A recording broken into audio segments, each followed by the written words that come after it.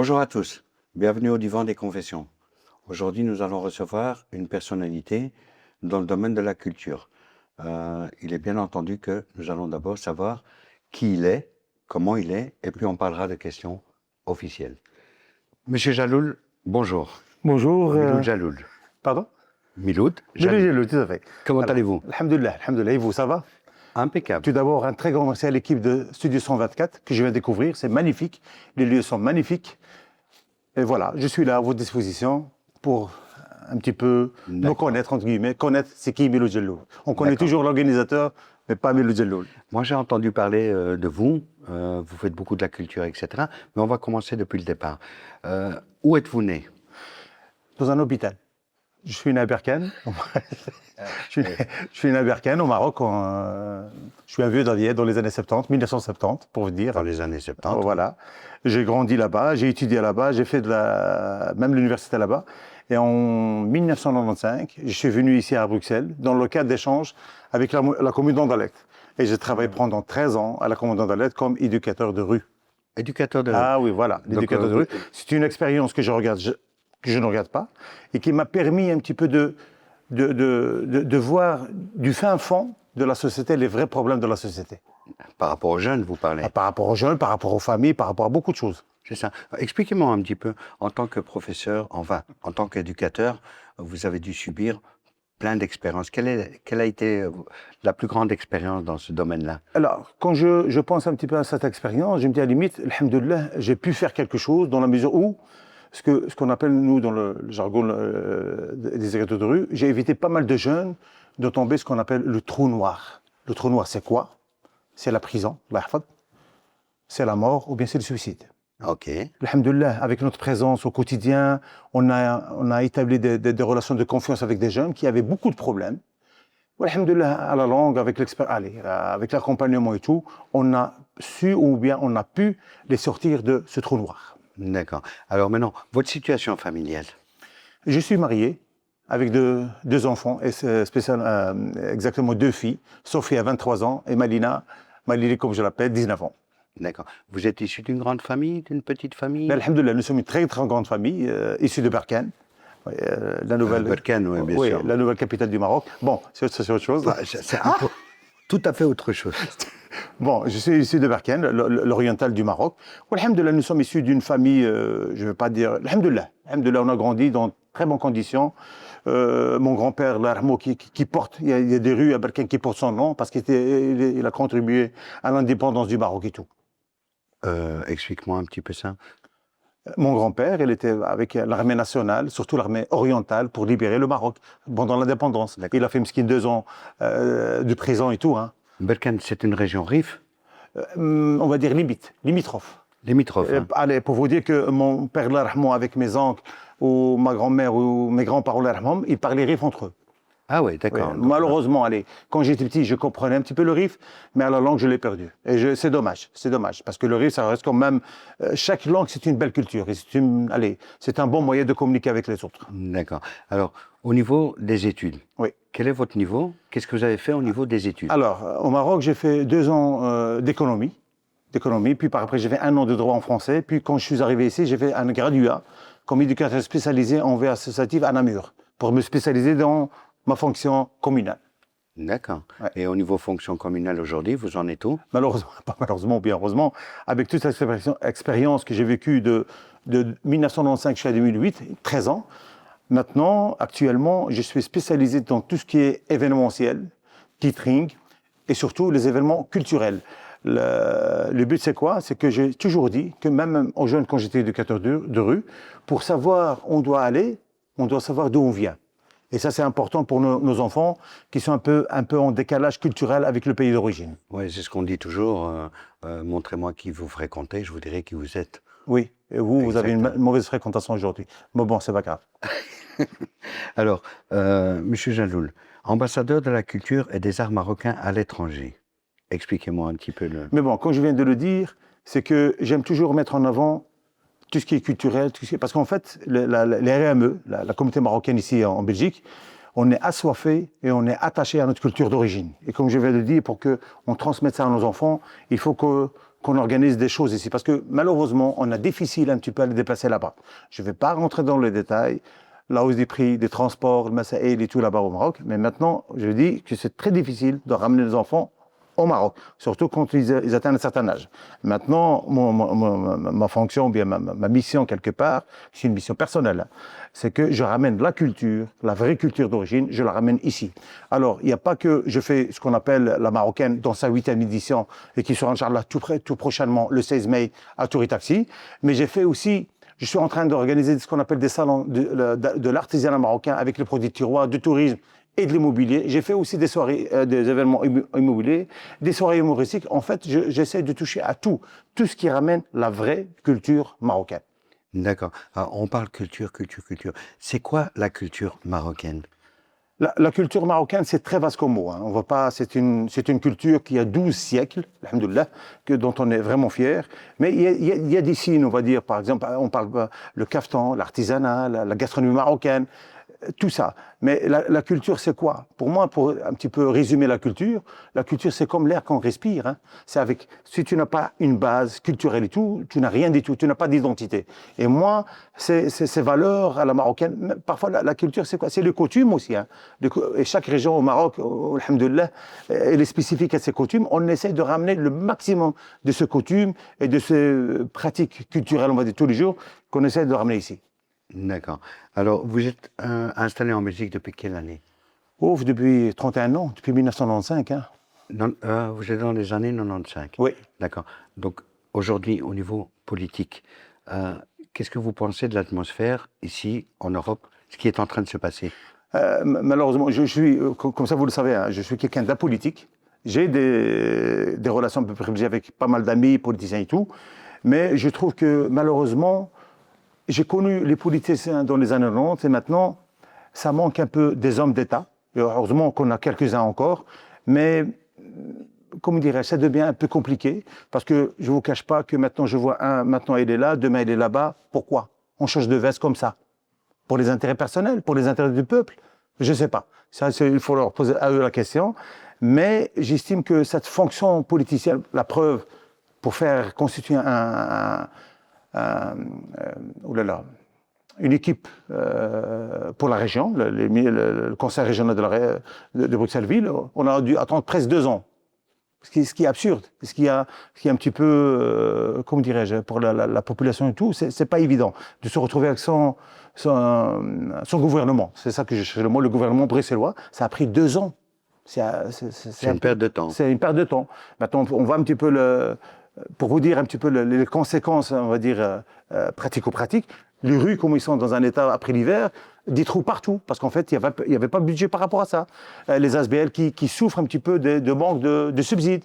Bon, mais j'estime, ou je dis bien que le monde politique a fort changé, la société a fort changé, mais restons positifs. On a, alhamdoulilah, quand même quelques personnalités politiques qui sont là pour défendre nos intérêts et les intérêts du peuple.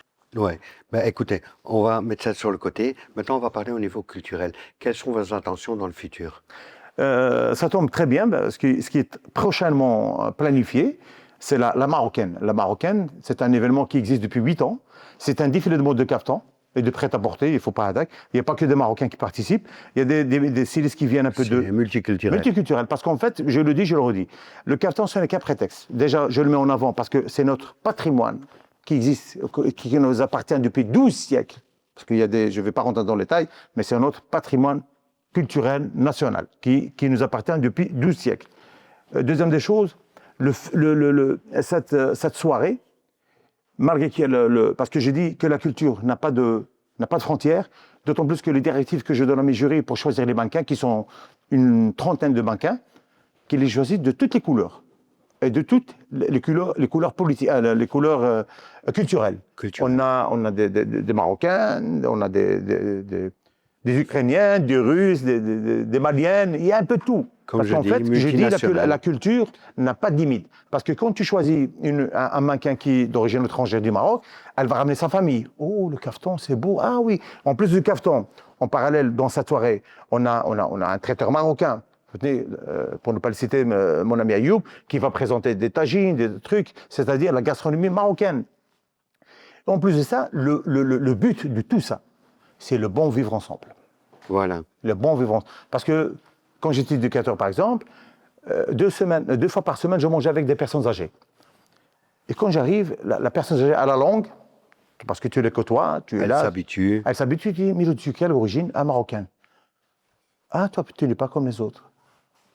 C'est qui Oui, les ça autres? c'est la phrase magique Oui, voilà. internationale. Voilà. C'est D'autant que tu plus n'es que pas un Marocain là, comme les autres. parfois, parce que pour revenir à cette discussion, ah oui, vous les Marocains et tout. Je dis, les Marocains sont au Maroc.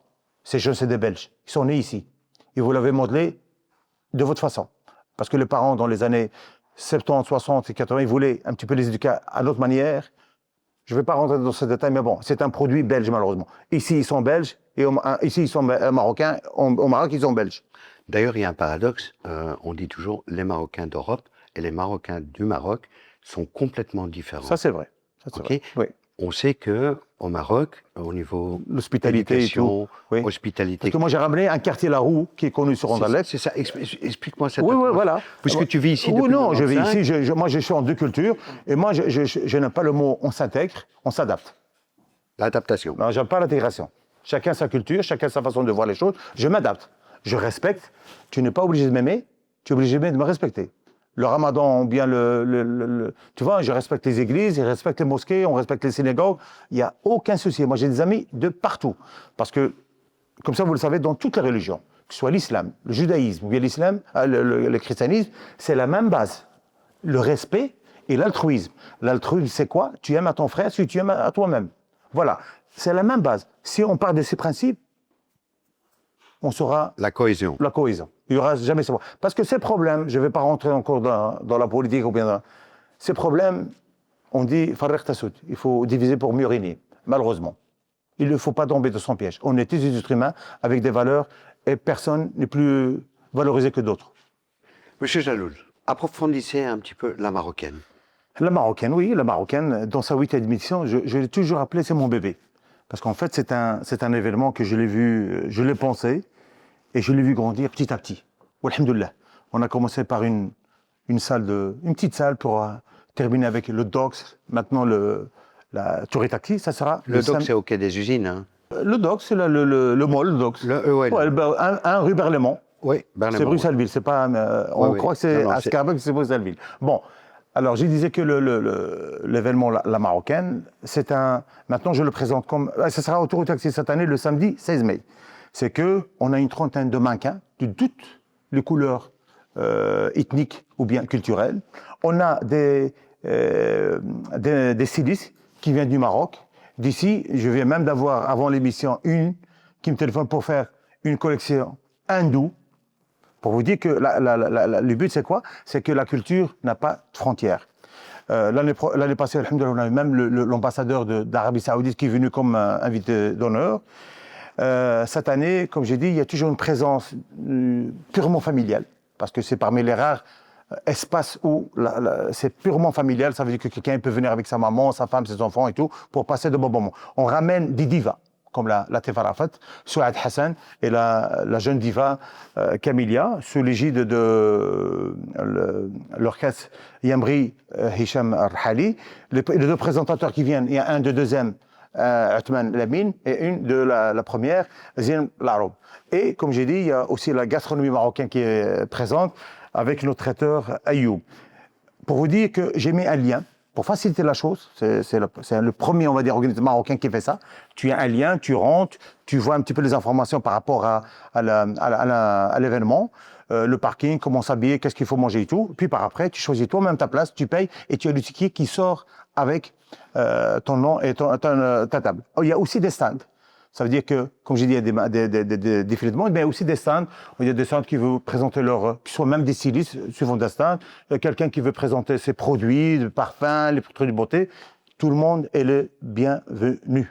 Grande organisation. Ouais.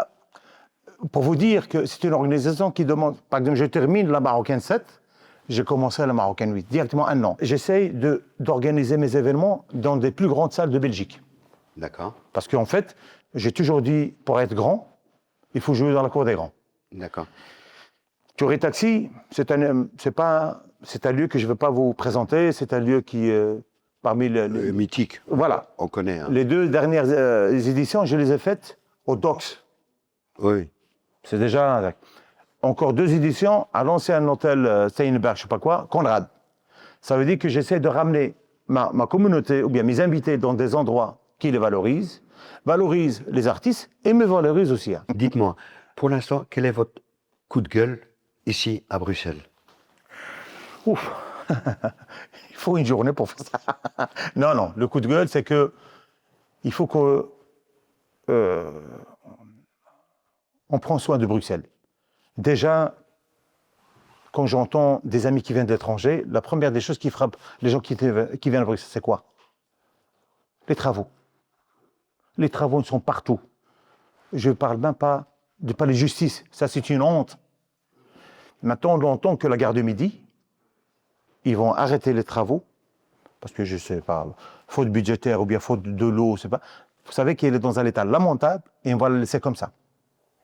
Ça, je trouve. Moi, j'aimerais bien se mettre. Je ne sais pas les politiciens, parce que les politiciens, c'est vrai que c'est eux qui décident, mais ces ingénieurs et tout, qu'est-ce qu'ils ont dans la tête? Quand je vais en Chine, un pont se construit en 15 jours. C'est quoi? C'est des robots? Et nous, un bête truc qui demande des années. Il faut des années. Des années en plus de ça. Et ça, je mets mes deux mains à couper. Il n'y a jamais eu respect d'un budget. Un budget d'1 million d'euros qui termine avec 10 millions. Alors là, j'invite les politiciens à vraiment réfléchir, à faire respirer cette ville, parce qu'en fait, ça devient n'importe quoi. Il y a aussi ça, je vais faire baver ou bien fâcher un petit peu nos amis écolos. Et j'en ai des amis écolos, ils ont tué Bruxelles. Ça, j'assume ce que je dis. Hein. Le good move, je ne sais pas comment on appelle ça. Parfois, je vais de droite, on va tourner à droite, c'est un Saint-Saint-Trédis. Alors, quoi, je vais voler? Je ne sais pas qui a fait ce dessin de Bruxelles. Comme j'ai dit, les travaux, il y a aussi ceux qui conduisent beaucoup à Bruxelles, tout ce qui est trottinette et vélo. C'est très dangereux. On a allé demander aux urgences. Il y a des morts tous les jours à cause de ça, mais on n'en parle pas. C'est des petits détails, on va dire, mais c'est important dans la vie la vie quotidienne. De tous les jours. De tous les jours. Il faut que Bruxelles respire et redevienne. On a 2 ministres. Vous avez un ministre qui a l'image de Bruxelles et la promotion de Bruxelles. Qu'est-ce qu'ils font par rapport à ça? La culture qu'on ramène de l'extérieur, parce que moi j'ai ramené pas mal de stylistes qui ont participé. Ah, Bruxelles c'est beau, hein? On reviendra en tant que touriste. C'est ça le but aussi. Mais il faut donner les moyens, donner les moyens pour que justement ces communes et tout développent leurs communes, développent leurs rues, développent leurs quartiers. Super. Malheureusement, quand j'ai travaillé la prévention, un quartier qui n'est pas propre ou bien un quartier mal éclairé, c'est un quartier qui donne des frissons, qui donne un sentiment d'insécurité. Oui, un mal. Voilà, ça c'est la plus belle. Maintenant, la dernière question, qu'est-ce que vous souhaitez aujourd'hui pour Bruxelles? Je lui souhaite le meilleur. Le meilleur dans tous les sens. C'est un peu simpliste. Oui, le simpliste. Écoute, déjà, tu m'as fait des ennemis au niveau politique aujourd'hui. Ils vont tous me détester, mais c'est pas grave. Oh. Non, je plaisante. Franchement. Je plaisante. Écoute, moi, je l'ai toujours dit. C'est un donné pour un rendu. Non. C'est Mohamed. Ce que je dis aux gens, quand je dis une connerie, il y a des tribunaux. Voilà, c'est tout simple. Moi, je parle à mon nom, mais je sais qu'il y a pas mal de personnes, parce que quand je parle ici, je vois des gens qui haussent la tête. Je vais leur donner leur nom aussi, comme ça, je ne pars pas tout seul. Dénoncer. Voilà, quand je dis le meilleur dans tous les sens, culturel, économique, touristique, tout. Parce qu'en fait, quand c'est beau, un bête exemple, quand il y a du soleil, tout le monde avec un grand sourire, tout le monde, on voit que ça joue, psychologiquement parlant, ça joue sur les personnes. Et on a envie que Bruxelles soit tout le temps comme ça. Comme quoi, même s'il n'y a pas un soleil réel, il y a un soleil économique, il y a un soleil touristique, il y a un soleil social, on va dire. Super. Monsieur Jaloul, merci beaucoup. C'est moi qui vous remercie. Je remercie toute cette équipe de jeunes. Je vois pas mal de jeunes. Remercie parce qu'en fait, ça me rappelle un petit peu ma fonction en tant qu'éducateur. On se donne la main, comme tous les grands politiciens. Oula. Les gars, votez pour moi. Et alors, la dernière chose, c'est un mot, un geste, et l'équipe fait le reste. À bientôt. Merci. Hein.